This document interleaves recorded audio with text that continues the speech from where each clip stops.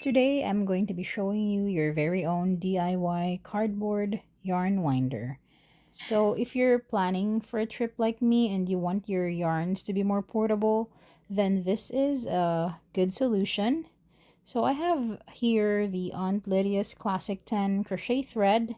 This would not work for yarns that are bulkier, like a medium weight yarn, because they would need a bigger yarn winder. You can maybe use a bigger cardboard for that, but this is just something I've made myself. I'm just using the cardboard that's inside this ball of thread. As you can see, I just squished it so I can get it out. So just be careful that it don't tear. It's pretty sturdy, so just squish it and just try to take it out like what I'm doing. So I've finally managed to take the cardboard out, and this is how it looks like. It's all floppy and they actually look kind of small. So this cardboard, it's like a tissue paper roll cardboard, but just sturdier. So one of these can make three yarn winders for crochet threads. I've actually already made one here.